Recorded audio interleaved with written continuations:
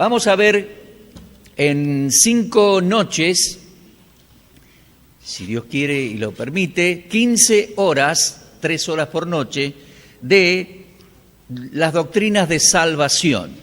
Comúnmente eso en los libros de teología o en las escuelas bíblicas, eso se llama soteriología, porque en el griego la palabra salvación es soteria y en el griego salvador es soter, entonces de ahí viene la palabra esa media rara, soteriología, doctrinas bíblicas de salvación. Yo lo titulé y armé al apunte que ustedes tienen, son unas 40 hojas, los titulé con, dentro de todo con títulos y formas, palabras sencillas y habituales a las nuestras, y todas las palabras difíciles las vamos a ir estudiando durante la semana, obviamente. Se oye bien, ¿no? Y se oye bien por el micrófono. Ah, bueno, porque sé que están ahí filmando, grabando, es importante que se oiga bien. Entonces, por eso es que el apunte se llama, o la materia se llama, o la titulé de esa manera, salvos y seguros para siempre. ¿Se da cuenta? Son las lecciones o doctrinas de la salvación bíblica, expresadas y enseñadas en forma sencilla. Vamos a ir, si usted ya da vuelta a la hoja y va al índice, vamos a ir por 25 temas, algunos más extensos que otros, algunos más con más contenido que otros, y son 25, y nuestros encuentros, nuestras lecciones, nuestras reuniones van a ser, si Dios quiere, 15, 3 por noche, de 20 a 23 horas, ustedes saben ya cómo es la forma, y si Dios quiere el viernes terminamos la clase a las 23 y a las 24 tomo el micro y me regreso a Buenos Aires. Entonces, vamos a estudiar en 15 tiempos de aproximadamente 45 minutos estos 24 temas. Y los quise presentar con, ya les digo, con conceptos y palabras sencillas y los vamos a ir explicando cada uno. Las doctrinas de la salvación. Tan importante esto, no solo para los cristianos, sino para todos los seres humanos. ¿Qué enseña la Biblia en cuanto a la salvación? El Salvador, ¿cómo es eso? ¿Salvos de qué? ¿Quién es el Salvador? ¿Es segura esa salvación? ¿Cómo es el procedimiento? ¿Cómo se explica en la Biblia? Bueno, vamos a ver en estas 15 horas todo ese desarrollo doctrinal. El punto número 1 lo comenzamos enfocando en esa pregunta que hacemos, ¿salvos de qué? Mire, el apunte no tiene hojas, no tiene número de hoja, no todo ni abajo ni arriba. Nos vamos a ir moviendo por el número de lección. Lección, número 1. El punto número 1 dice, hay esperanza, pero ¿salvos de qué? Hay esperanza para todo ser humano que pueda llegar a ser salvo. Pero tenemos que ponernos de acuerdo en la primera lección, en el primer tema, la primera reunión, de qué estamos hablando. Tenemos que ponernos de acuerdo y decir, ¿pero de qué estamos hablando? ¿Salvos de qué? ¿Se da cuenta? Allí en el apunte dice, ¿eres salvo? Uno le hace esa pregunta a la gente, dice, ¿eres salvo? Y no, uno se puede encontrar con respuestas muy variadas, como por ejemplo, alguien puede decir, bueno, nadie puede saberlo. Otro puede decir, creo que sí, quién sabe. Son respuestas comunes. Ahora, es fundamental ponernos de acuerdo en qué queremos decir y fundamental ponernos de acuerdo en observar en la Escritura qué quiere decir Dios. ¿De qué el ser humano tiene que ser salvo? Dicho sea de paso, comenzando, vamos a ver, todos los seres humanos están en un serio problema en ese punto.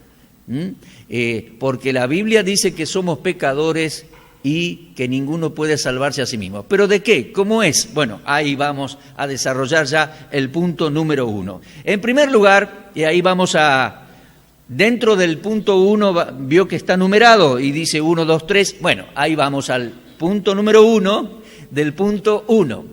En primer lugar, tenemos que partir de la base conceptual de que el hombre es un ser creado. Cuando digo hombre, digo ser humano, ¿no? En el hebreo es Adam.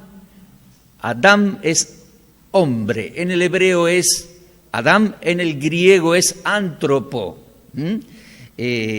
Por eso cuando se estudia de la persona del ser humano, la materia se llama antropología. Entonces, en este primer punto vamos a ver un poquito sobre la antropología, qué es el ser humano, y también jamartiología. Y eso, jamartía en griego es pecado, es errar al blanco, y de ahí que la doctrina de estudiar el pecado y la pecaminosidad del ser humano sea jamarteología, pecadología sería. Pero vamos al punto número 1. En primera instancia tenemos que entender que la Biblia enseña de principio a fin que el hombre es un ser creado. Hombre, digo mujer. Es un ser creado. Dios lo creó. No solamente lo dice Génesis 1, lo dice toda la Escritura. Algunos dicen... no, pero Génesis 1 es una leyenda, Génesis 1 es como una fábula para niños, Génesis 1 que Dios creó, no. A eso súmele que este mundo enseña la evolución, eso no es ciencia, eso es una creencia. La evolución ni siquiera es teoría, la evolución es una hipótesis que lamentablemente este mundo enseña en la escuela primaria, en la escuela secundaria, en la facultad, en las universidades, en la televisión, en las películas, en los documentales de la tele. Tremendo es eso. Pero en realidad no es así.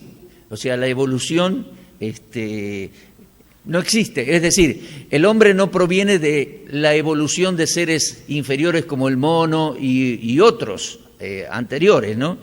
El hombre es un ser creado por Dios. No solamente lo dice el Génesis, lo dice en distintos lugares de la Escritura, lo dijo el Señor Jesucristo. Cuando le preguntaron sobre el divorcio, Él dijo, ¿no habéis leído que el que los hizo al principio, varón y mujer los hizo, por tanto dejará al hombre su padre y su madre, se unirá a su mujer, etcétera, etcétera? Respondió sobre la pregunta que le hicieron, pero dijo, ¿no habéis leído que el que los hizo al principio? ¿Vio esa frase? Los hizo al principio, varón y mujer, los hizo, y cuando los hizo fundó el matrimonio y la familia. Bueno, de eso podemos leer Génesis capítulo 1. Usted tiene anotadito allí, pero vamos a leer Génesis 1, 26. Dios creó todo lo que existe en 6 días y descansó el séptimo. Así dice el texto hebreo del libro de Génesis, el libro en el principio, Bereshit bara Elohim, en el principio creó Dios todas las cosas en 6 días. El sexto día creó a Adán y a Eva. Leemos en Génesis 1:26, dice: entonces dijo Dios, hagamos al hombre a nuestra imagen y conforme a nuestra semejanza. Señoree en los peces del mar, en las aves de los cielos, en las bestias, en toda la tierra y en todo animal que se arrastra sobre la tierra. Y creó Dios al hombre a su imagen, a imagen de Dios lo creó, varón y hembra los creó, varón y mujer. También leemos en Génesis 2, capítulo 2, donde es un escrito complementario al capítulo 1. Ahí se dan otras explicaciones que en el capítulo 1 no se habían dado. Y dice Génesis 2:7, entonces Jehová Dios formó al hombre del polvo de la tierra y sopló en su nariz aliento de vida, y fue el hombre un ser viviente. Dios creó a Adán, hermanos, del polvo de la tierra. Es notable, los minerales y elementos químicos dicen que sí, dicen que es cierto, o sea, es probable, no es un disparate, es cierto. Dios creó un muñeco, un cuerpo de barro, de polvo, y insufló, sopló aliento de vida y fue un ser humano. Así, de una manera tan escueta, tan sencilla, se lo dice. Nosotros lo creemos así, los judíos lo creen así. Dios creó a Adán, porque dice que fue del polvo de la tierra rojiza. Ellos creen que el jardín del Edén fue Jerusalén. O sea, los judíos le enseñan, ahí uno va a Israel, en el Muro de los Lamentos tienen carteles como estos, lindos que tienen ustedes, y ahí ellos ponen información y dicen que Dios creó a Adán y a Eva ahí, y que el monte del templo, Jerusalén, allí, Monte Moriah, ese era el Edén. A pocas cuadras de ahí hay un manantial que brota todavía después de tantos siglos, y dicen que ese es el manantial de Gijón. Gijón es mencionado aquí en Génesis capítulo 2. Luego el diluvio cambió un poco la geografía del lugar y de los lugares, pero ellos dicen que fue allí. Bueno, del polvo de la tierra, y lo llamó Adán. Esa palabra tiene que ver con la palabra rojo. Hoy le decía a un hermano, incluso tiene que ver con el nombre Edom. Adán, Edom son parecidos, y a Esaú se le llamó Edom cuando comió el guiso rojo, se le llamó rojo o rojizo. Bueno, sigamos porque si no nos vamos por las ramas. Dios creó a Adán. Hasta en el hebreo de hoy en día la palabra hombre es Adán. Dios creó a Adán, le dio vida. Bueno, después creó a Eva, pero a Eva no la creó de la misma manera. Tomó del costado de Adán un poquito de, costilla, piel, carne, y a partir de eso creó a Eva. Hoy en lenguaje moderno podríamos decir que a partir de ese material genético creó a Eva. El hombre ha hecho algo similar y ha hecho disparates, clonando seres vivos a partir de material genético, y manipulando ahí la genética de los cromosomas y todo eso, que es algo tan complicado y tan perfecto, tan maravilloso. El hombre ha generado otros seres vivos. Bueno, Dios no clonó, Dios creó a Eva a partir de material genético de Adán. Hizo una dama, hizo una mujer y se la trajo. Creó Dios a Eva. Entonces, a imagen y semejanza de Dios los creó. El hombre en su rebeldía ha inventado que los seres vivos evolucionaron y que nosotros evolucionamos del mono. Pero hay tanta distancia entre nosotros y el mono, y hay tanta distancia entre el mono y los demás animales, y tendría que haber miles y miles de eslabones perdidos, y no hay ni siquiera uno. Así que Dios creó, dice Génesis que creó los animales también, y dice Dios que creó a Adán de esta manera y creó a Eva a partir del material genético de su cuerpo, de su costado. Bueno, eso es una maravillosa y poderosa obra de Dios realmente, el Creador. Salmo 139, dice el salmista: estoy maravillado y mi alma lo sabe muy bien. Tu embrión vieron mis ojos, en tu libro estaban escritas todas las cosas que después fueron una realidad. O sea, me creaste, viste mi embrión en el vientre de mi mamá. Hoy con la tecnología moderna nosotros podemos mirar ecografías y en 3 dimensiones, vemos el bebé ahí jugando adentro del vientre de la mamá y eso es algo sensacional, ¿no? Bueno, el salmista imaginaba algo así, fue el primer ecógrafo, imaginó eso y dice, de Dios dice, tú me viste en el vientre de mi madre, tú me creaste. Es algo tan maravilloso la creación y el sistema reproductivo del hombre y de todos los animales, ¿no? Pensar que en ese ámbito acuoso, que es el vientre de la mamá, en ese ámbito líquido, se generan huesitos, se genera un cerebro, se genera un corazoncito que en determinado momento empieza a latir y es una vida nueva, es un ser humano nuevo, eso es algo realmente extraordinario. O sea, la obra creadora de Dios creando a Adán y a Eva y dotándoles y dotándonos de todo un sistema reproductivo y que podamos tener hijos y que la mamá los lleve en el vientre chiquititos ahí hasta que salen de ella, nacen de ella, es algo realmente sensacional, es una poderosa y maravillosa obra de Dios. Allí lo podemos leer en el Salmo 139. Las Escrituras antiguas insisten mucho en que Dios es nuestro creador. Y esta acción de crear está ligada a la triunidad. Los judíos ortodoxos no quieren ese concepto, resisten el concepto de la triunidad. Un Dios, 3 personas, pero está presente ahí. Dice, hagamos al hombre a nuestra imagen. Más allá de discutir la pluralidad de la palabra Elohim, eso es Dios en hebreo, termina en im. Más allá, esa terminación im es plural. Más allá de discutir la pluralidad de la palabra y que es un Dios, etcétera, hay otras expresiones que son verbos que dice hagamos en plural a nuestra imagen. O por ejemplo Eclesiastés 12:1. ¿Alguien se acuerda aquí de memoria Eclesiastés 12:1? Acuérdate del versículo. Bueno, acuérdate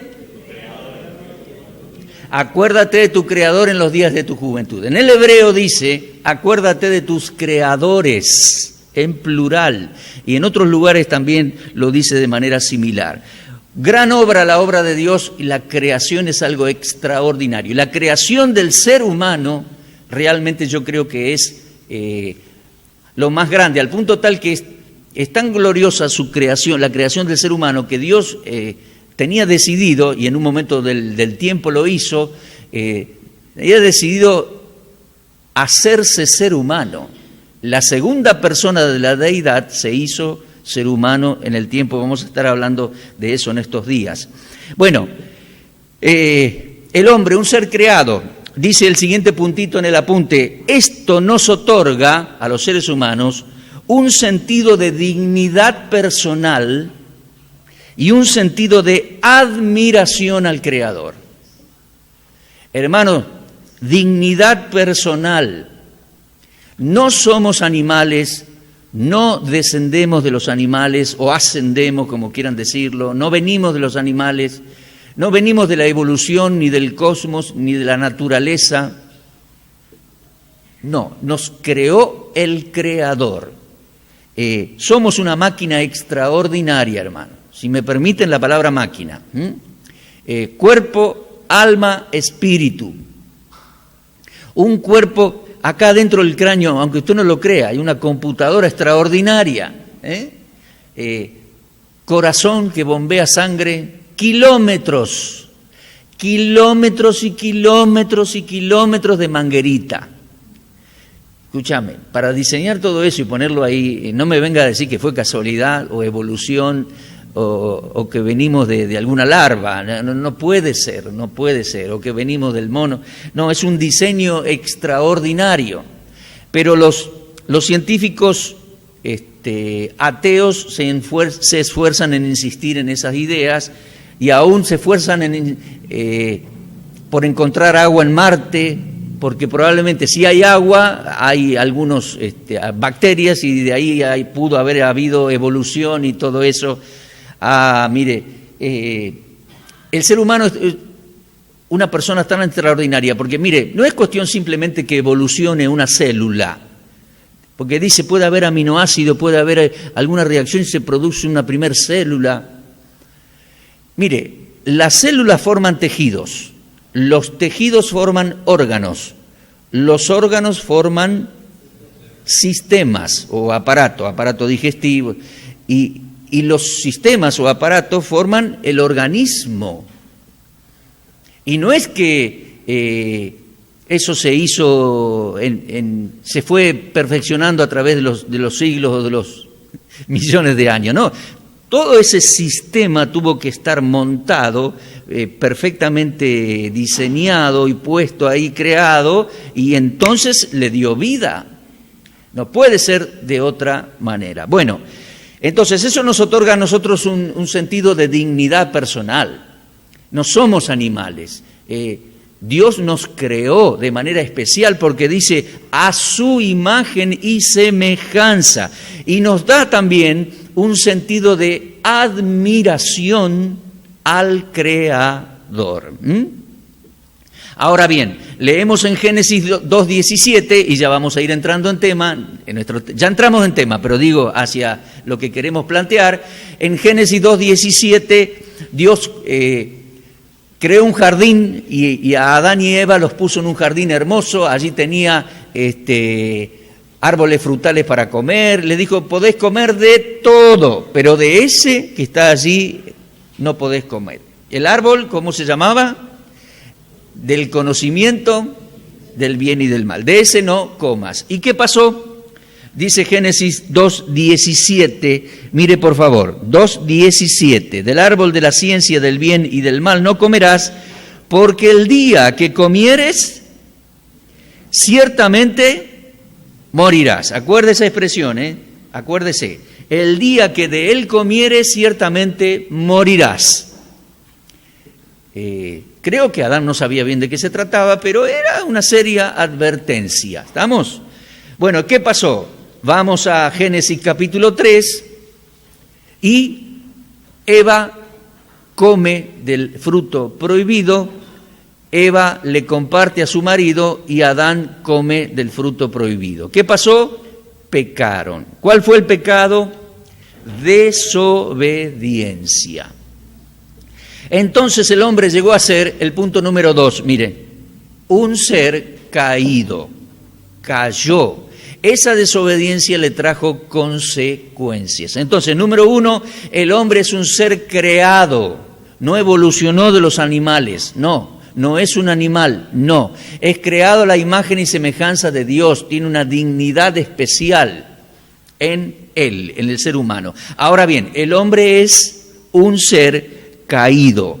Leemos allí en Génesis 3 que ellos comieron, desobedecieron y Dios los llamó, los buscó y los confrontó. ¿A quiénes?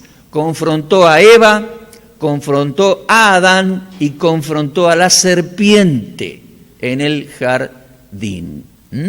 ¿Y qué pasó ese día? ¿Murieron o no murieron? Porque Dios había dicho, el día que comieras ciertamente morirás. ¿Murieron? Murieron. Es decir, murieron espiritualmente. Dios los echó de su jardín y quedaron destituidos, separados de la gloria de Dios. Y eso es muerte espiritual. Lo leemos en Génesis 3:24. Echó, pues, qué palabra, fue duro, para Adán y Eva, fue justo. Pero echó, pues, fuera al hombre y puso al oriente del huerto del Edén querubines y una espada encendida que se revolvía por todos lados para guardar el camino del árbol de la vida, es decir, para que el hombre no regrese al jardín para comer de ese otro árbol y permanezca en pecado para siempre. No podían regresar a la presencia de Dios hasta que Dios marcara el camino de regreso. Bueno, hermanos, eso se llama muerte espiritual. Murieron. Y antes de irse, antes de que se fueran, Dios les dijo, Adán, Trabajarás ahora, el fruto de la tierra, bueno, tendrás que trabajar, transpirar la frente, sudar la frente, trabajar y vas a morir, porque polvo, vas a morir físicamente. No les había hablado de muerte física todavía. ¿Se da cuenta? Dice, vas a morir porque volverás a la tierra, le dice, porque polvo eres y al polvo volverás. 930 años después, en buena vejez, ¿verdad? 930 años después, Adán murió físicamente. Pero esa tarde, supongo que fue la tarde, murieron espiritualmente, quedaron separados de la presencia, de la gloria, del deleite de estar con Dios. Eso fue muerte espiritual. Podemos leer en Romanos 3:23 que el ser humano está, los descendientes de Adán, que somos nosotros, destituido de la gloria de Dios. Mire, por favor, Romanos 3:23. Dice que no hay diferencia entre los seres humanos por cuanto todos pecaron y están destituidos de la gloria de Dios. Eso es muerte espiritual, hermano. Los seres humanos andan, viven por la calle, andan, pero están muertos espiritualmente. Además, hay varios textos que dicen que los seres humanos están muertos en delitos y pecados. Todos los seres humanos. Mire por favor Efesios capítulo 2, versículo 1. Mire Efesios 2. Allí dice, nos dio vida juntamente con Él. Bueno, la primera frase dice, Él os dio vida a vosotros. En algunos manuscritos esta frasecita no está más adelante, pero bueno, sigamos. Dice, cuando estabais muertos en vuestros delitos y pecados. El ser humano, espiritualmente hablando, está muerto en delitos y pecados. ¿Estamos? Es una posición legal y espiritual, muerto en delitos y pecados. O sea, no es que está muerto, es un cadáver, o que tiene muerto algo adentro, o, qué sé yo, se le murió el alma, se le murió el espíritu. No. El ser humano es cuerpo, alma y espíritu. Y él como persona está muerto en delitos y pecados. Y dice, muerto en vuestros delitos y pecados. No solamente porque pecó Adán, sino el ser humano los seres humanos están muertos en vuestros delitos y pecados. Fuerte el lenguaje, pero es así. Delitos, somos delincuentes los seres humanos, delitos y pecados. Eso es, la palabra pecado es equivocación, errar el blanco, no hacer lo que Dios quiere. Entonces, somos pecadores. Tenemos muerte espiritual porque los echó del jardín y nacimos fuera de la presencia de Dios. ¿Estamos? Separados de la gloria de Dios, muertos en delitos y pecados. Mire versículo 5, Efesios 2, 5, nos dio vida, dice, aún estando nosotros muertos en pecado, nos dio vida juntamente con Cristo. Pero ¿cómo es? Muertos en pecados. Ojo, muertos en pecado. Y fíjese Colosenses 2, 13, ahí sigue Efesios, Filipenses, Colosenses, como dije, 2:13. A vosotros estando muertos en pecados y en la incircuncisión de vuestra carne, os dio vida juntamente con Cristo, perdonándoles todos los pecados. Mire, muertos en pecados. ¿Estamos? Pero no es nada cadavérico adentro. ¿Por qué digo esto? Porque hay algunos teólogos o pensadores de siglos.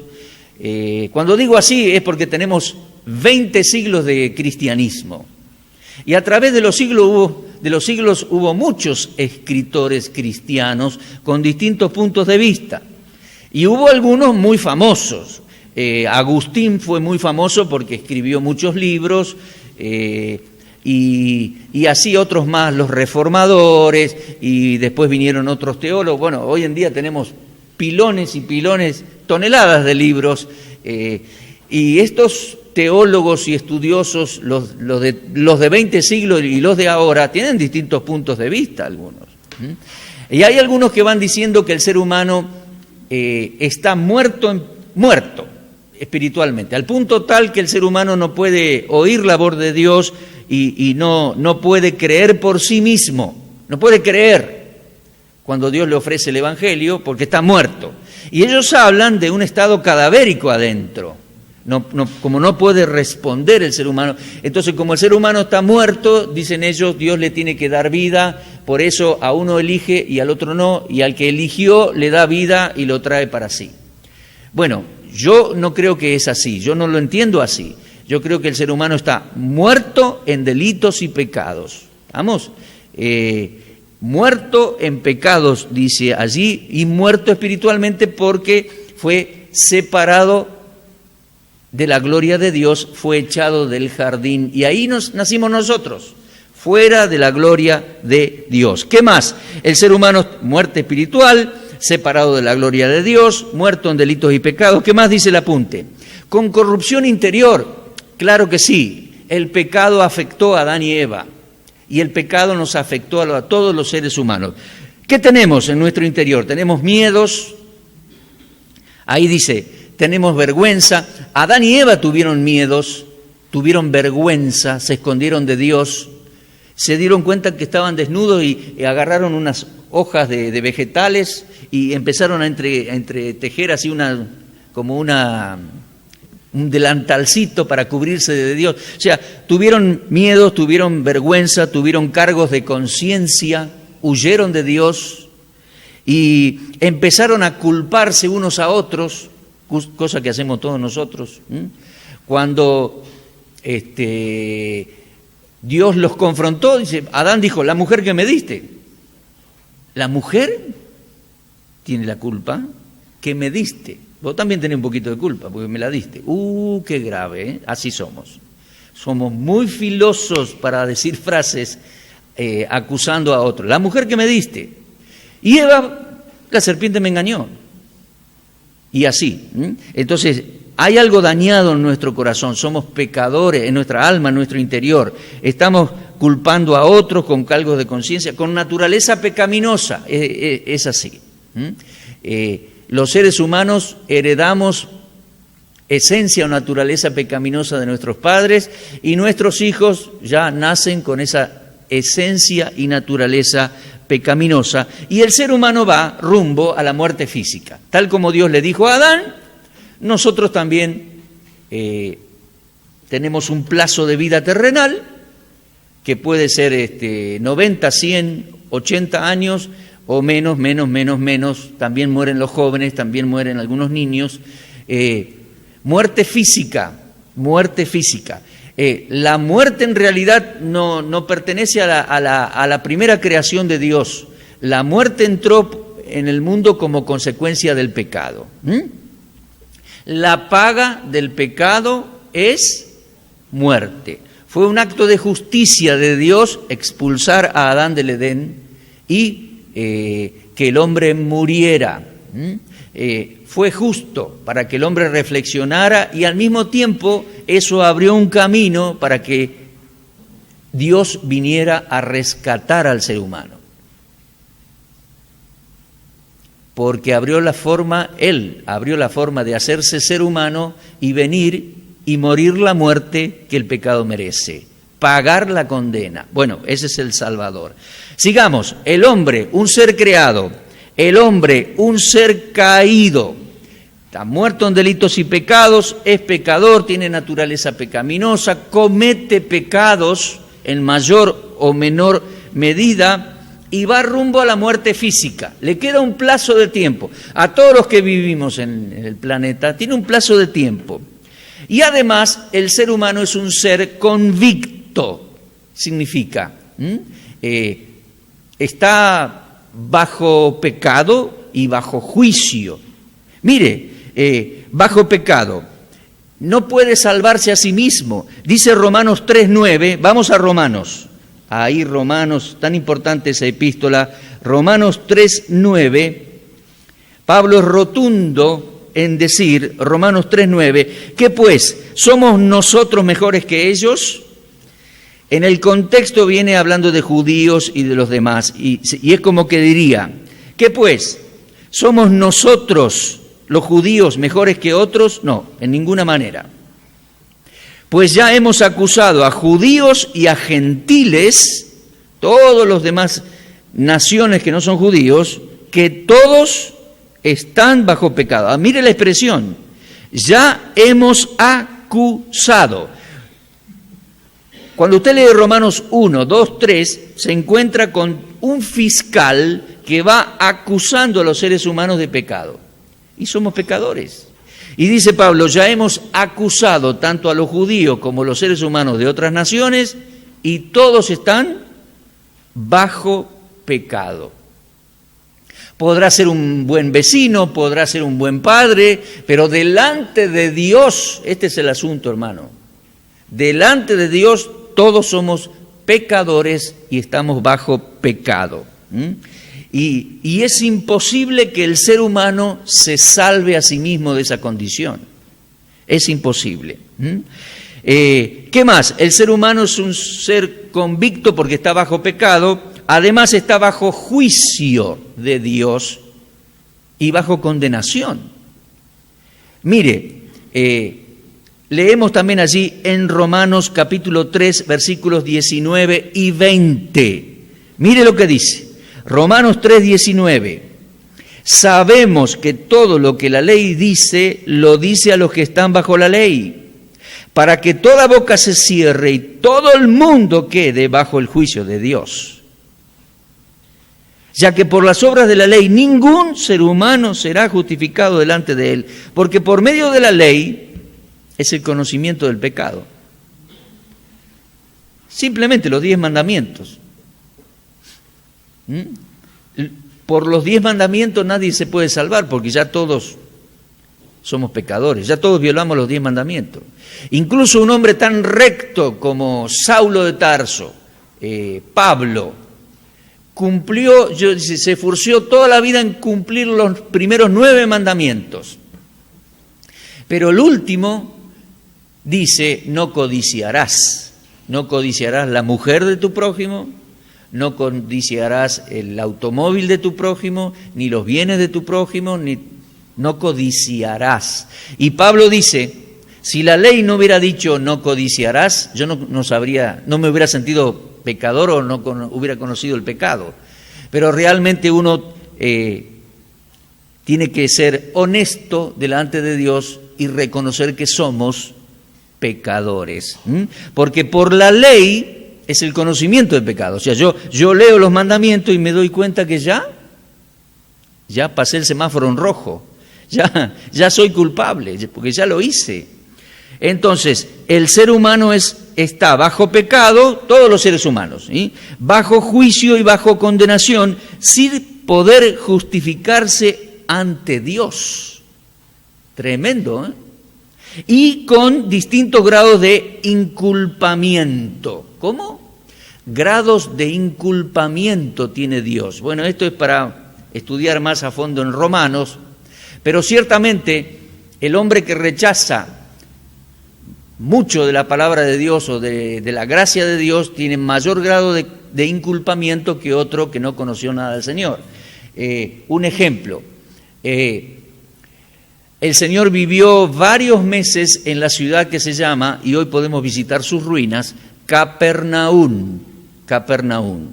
Y ciudades cercanas, pueblitos cercanas, Betsaida, y otros que había sinagogas ahí.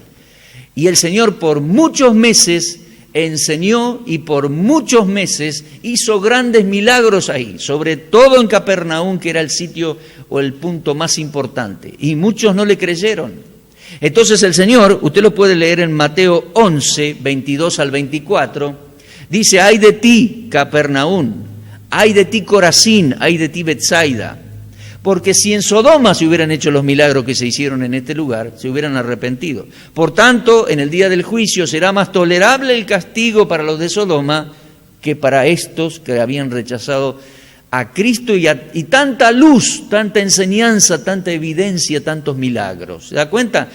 Entonces, el ser humano está los seres humanos están bajo condenación y juicio. Pero Dios tiene distintos grados de inculpamiento con los seres humanos de acuerdo a la luz recibida de parte de Dios. ¿Estamos? El hombre, un ser convicto, bajo pecado, bajo juicio, bajo condenación, y la Escritura dice que estamos bajo el maligno, tal cual usted lo puede leer en 1 de Juan 5:19. El mundo entero está bajo el maligno. ¿Qué le parece? Mire, la Biblia por muchos capítulos va mostrando, revelando que este mundo está controlado por Satanás y sus demonios, tienen principados, potestades, injerencia en el mundo, y ellos han generado lo que llamamos, la Biblia llama mundanalidad.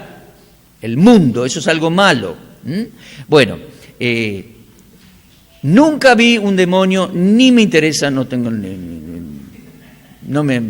me agrada la idea, nunca vi, pero creo que el mundo entero está bajo el maligno. Creo que la Biblia da sobrado testimonio acerca de eso.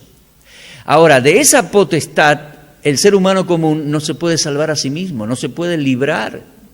No se puede librar de su propio pecado. No se puede librar de la muerte que es consecuencia del pecado. No se puede librar del juicio. No se puede librar de esta potestad superior que está sobre el mundo. Di vuelta a la hoja en el apunte.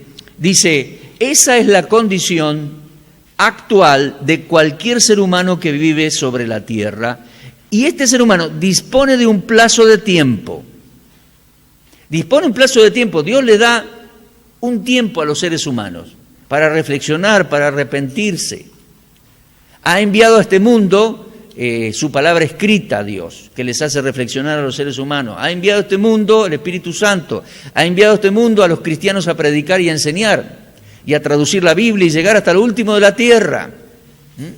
Entonces, el ser humano común tiene un plazo para reflexionar. Pero sin Salvador, si muere sin Salvador, va a juicio y va a condenación.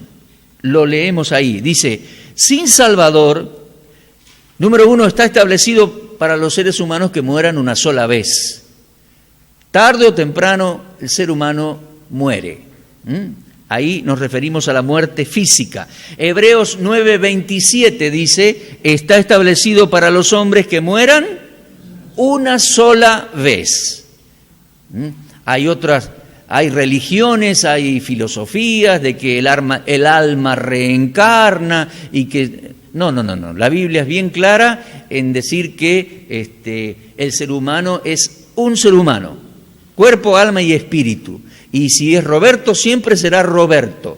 No es que el alma va a otro cuerpo y de ahí va, eso es transmigración del alma, reencarnación. No. Roberto será siempre Roberto. Y Ana siempre Ana. Un ser humano, cuerpo, alma y espíritu, con una genética, con un mapa cromosomático escrito por todas las células de su cuerpo, y creo que tiene también códigos en el alma y en el espíritu. Una persona creada por Dios, una complejidad, una máquina maravillosa, un ser humano. Bueno, está establecido que muera una sola vez y después de eso juicio. Si no tiene alguien que les salva de esa condición pecaminosa y de perdido y de condenado, está establecido que muera una sola vez, y después dice aquí la Escritura, después de eso el juicio. ¿Sí? En Apocalipsis 20 proféticamente se anuncia que habrá juicio final. Los seres humanos serán examinados sus obras en un justo juicio público, y los seres humanos sin Salvador serán arrojados al infierno final, al lago de fuego. Y ahí dice, Apocalipsis 20:15, será el infierno eterno. Entonces, esa es la condición del ser humano. Ese es el ser humano. Es un ser creado, es un ser magnífico, pero es un ser afectado por el pecado, es un ser caído, y ahora sufre la humanidad las consecuencias del pecado. Y es un ser convicto, está bajo pecado, bajo juicio, bajo condenación y bajo el maligno, y no puede librarse a sí mismo de esa condición. No puede revertir la situación, no puede salvarse a sí mismo, no puede salvar al prójimo. Estamos todos acá en esa misma condición, rumbo a la muerte física, porque la paga del pecado es muerte.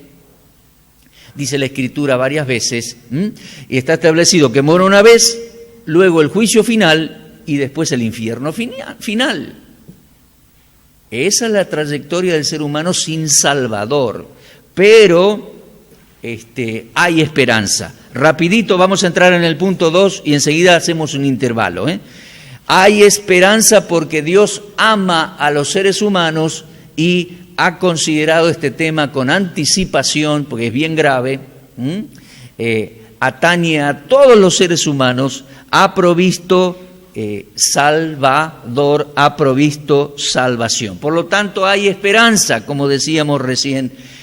Entonces, el ser humano no se puede salvar a sí mismo, entonces Dios provee Salvador. Y ese es el punto número 2 de los 25 que vamos a tratar. Entonces Dios provee Salvador. Y ese Salvador es el Señor Jesucristo. Voy entrando en el punto 2. Lo vio, ¿no? No voy a poder desarrollar todo en esta hora, pero fue importante que vayamos entrando de a poco en la temática. Hechos 4:12, predicando en Jerusalén, el apóstol Pedro les dijo a los judíos en alta voz, en ningún otro hay salvación. Gracias a Dios que Dios provee y proveyó el Salvador. El Salvador, de esto se trata, la salvación. Hay un Salvador que nos viene a salvar. Y el apóstol Pedro dice, ¿cómo dice? En ningún otro hay salvación, porque no hay otro nombre debajo del cielo dado a los hombres en que podamos ser salvos. Solo podemos ser salvos en el Mesías de Israel, el Salvador del mundo, el Salvador de todo aquel que cree, el Señor Jesucristo. Bueno es, no nos alcanza el tiempo, leer Romanos 10. Ahí dice que Jesús es el Señor y el que invocar el nombre del Señor será salvo. Y después sigue diciendo, y dice, ¿y cómo oirán si no haber quien les predique? ¿Y cómo irán si no los enviamos? Y todo el proceso de ir y predicar el Evangelio para que la gente pueda ser salva, invocando al Señor y creyendo en el Señor. Filipenses 3:20, vamos a leer Filipenses 3:20, también dice que Él es el Salvador. Esperamos al Salvador que venga desde el cielo, porque un día retornará, ¿no? Mire el título allí, Filipenses 3:20. Nuestra ciudadanía está en los cielos, de donde también esperamos al Salvador, el Señor Jesucristo. Y mire por favor, ya que estamos, 2 Timoteo 1, versículo 10. 2 Timoteo 1, 10, leemos así. Ahora se ha manifestado, para que ahora ha sido manifestada, leí mal, voy de nuevo. 2 Timoteo 1, 10. Pero que ahora ha sido manifestada por la aparición de nuestro Salvador Jesucristo, el cual quitó la muerte y sacó a luz la vida y la inmortalidad por el Evangelio. Y ahí dice, nuestro Salvador Jesucristo. Él es el Salvador. Ahora, hay que conocerlo bien a Él. Estoy grabando, he ido a varios lugares a enseñar cristología y también estoy grabando unos videos cortos sobre cristología. Muy importante para los cristianos y para el mundo entero saber quién es Él, quién es el Cristo. La gente tiene ideas raras de Cristo. Los mormones dicen una cosa, dicen cada cosa los mormones. Los testigos de Jehová dicen que Él no es Dios, dicen que es un Dios inferior. El catolicismo lo ubica debajo de su mamá. Algunos malinterpretan el término hijo de Dios como algo inferior. Los musulmanes directamente creen que él fue un gran profeta, y así las figuras, el arte de siglos atrás, el arte europeo nos presenta estatuas y pinturas de un Cristo lánguido con cara de europeo así flaquito, débil. Tan importante conocer al verdadero Jesucristo, el Mesías de Israel, el Salvador. Algo vamos a aprender en esta semana también acerca de él. Dice el apunte: Salvador es alguien que está fuera de nuestra condición de perdidos. Alguien que tenga el poder y la buena voluntad de rescatarnos. Alguien que pueda sacarnos de nuestra situación y llevarnos a un lugar y condición seguras. ¿Vio? Estamos en pecados, los seres humanos. Dice que estamos muertos en delitos y pecados, que estamos marginados de la gloria de Dios, bajo juicio, bajo pecado, bajo el maligno, vamos a la muerte, vamos a morir. El que nos va a salvar de toda esa situación y de toda esa complejidad, el que nos va a salvar del pecado y todas las consecuencias, comenzando desde las consecuencias internas, mis culpas, mis miedos, mi culpa delante de Dios, mi culpa legal delante de la justicia de Dios, y mi fragilidad, y voy a la muerte, estoy bajo el maligno, bajo juicio, bajo condenación, bajo el maligno. El que me vaya a librar de toda esa situación tiene que tener la capacidad de hacerlo, obviamente, y tiene que estar fuera de esa condición. ¿Se da cuenta? Tiene que ser alguien capaz de lograr salvarme y llevarme a una condición y a un lugar seguro. Por eso yo le puse el título a estos estudios: Salvos y Seguros para Siempre. Porque entiendo que si no hay seguridad, no hay salvación. Si Él no me lleva a un lugar seguro y no me da seguridad, no hay salvación. Continuamente estaría peligrando, perdiendo, temiendo. Entonces vuelvo a leerlo. Salvador es alguien que esté fuera de nuestra condición de pecadores perdidos. Alguien que tenga el poder y la buena voluntad de rescatarnos. Alguien que pueda sacarnos de nuestra situación, pecadores perdidos rumbo a la muerte, y llevarnos a un lugar y una condición seguros. O sea que ese alguien, acá lo tenemos puesto así en forma de puntos. Ese alguien tiene que pagar judicialmente por mis pecados, perdonar mis faltas y pecados y ofensas. 3, transformarnos desde nuestro ser interior, o sea, hacer una obra de transformación desde adentro hacia afuera, librarnos de la muerte, librarnos de la potestad del maligno, y llevarnos a un mejor y seguro estado y un mejor y seguro lugar para siempre. Eso sería salvarnos, eso sería salvación, esa sería un resumen de la grandiosa obra que bíblicamente llamamos y se llama salvación.